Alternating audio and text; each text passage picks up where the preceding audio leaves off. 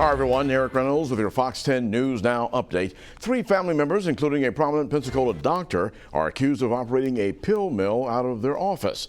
Law enforcement arresting Dr. William Wilson, his wife Beverly, and his son James Wilson. We're told this investigation started back in 2019 after complaints from pharmacists and citizens. Investigators say that in 2018, the Wilson family prescribed over 100,000 of the opiates, 100,000 Xanax, and nearly 30,000 Adderall pills. Investigators say that one of those patients was an 18-year-old who visited Wilson's office 10 times in 2018. Authorities say that the teen was found dead a day after receiving a prescription from Dr. Wilson's office. In his chart, again, there was no notes indicating any reason for the issuance of controlled substance. On April 26th of 2018, he received a prescription for oxycodone, and on the following day, he died of an oxycodone overdose. Right now, the doctor is not being charged with the teen's death, but that investigation is ongoing. New developments this morning in Gabby Pietros' death investigation. According to the coroner, the 22-year-old was strangled to death. The autopsy findings coming just weeks after Pietros' body was found at a campsite in Wyoming. Now, she was last seen alive on August 27th at a restaurant in Jackson Hole, Wyoming. Witnesses say that Pietros and her boyfriend, Brian Laundrie, were involved in some sort of heated argument at the restaurant. Now, the coroner went on to say that he could not determine, though, who was responsible for Pietros' death. We are only involved in the investigation of the body of the deceased. So who committed the homicide is really to be determined by law enforcement. The Laundrie family, meantime, their attorney releasing a statement following the autopsy, saying in part, Brian Laundrie is currently charged with an unauthorized use of a debit card belonging to Gabby.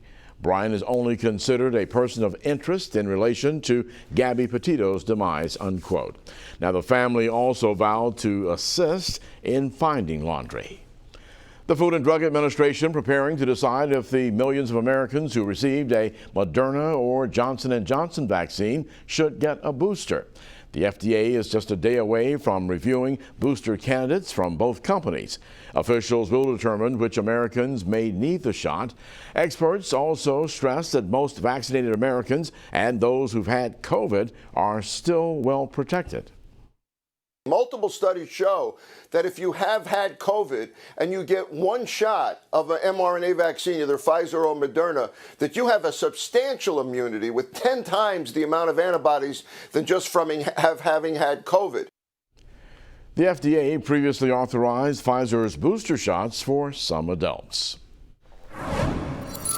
I'm meteorologist Michael White with your Fox 10 Storm Track report. We start off looking live at our radar, and you can see everything once again is dry and quiet with no showers at all. And we're going to be staying dry the entire morning. It's still going to be several more days before a rain chance comes back to the Gulf Coast. But notice you have a tornado watch box across parts of Oklahoma. Look at this well-defined squall line of showers and storms. That is an approaching cold front that's going to roll through here Saturday morning across the Gulf Coast. When it rolls through, we're not going to see widespread rain. We'll get a few showers and storms, but there is much colder air on the back edge of that boundary that we're going to be feeling before the weekend is over. So if you've been wanting and hoping for October air, it's on its way. Here's a look at your weather headlines for this Wednesday.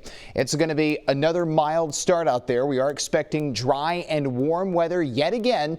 And as far as fall is concerned, it does return this weekend with cooler temperatures finally diving in. On the Fox 10 Futurecast, we'll have clouds and sun throughout the day, just like we had Monday and Tuesday, but no rain to worry about for the next 24 hours. Clouds will increase, though, overnight tonight and into your Thursday. Here's how the next 7 days stack up. The highs remain in the mid-80s through Friday. Saturday's the day the cold front comes in. We get a few scattered showers and storms, then we go dry starting Sunday, and look at the cooler temperatures. The highs drop back to the mid to upper 70s. Mornings back to the mid 50s. We'll keep you updated on your forecast throughout the day right here on Fox 10 News Now.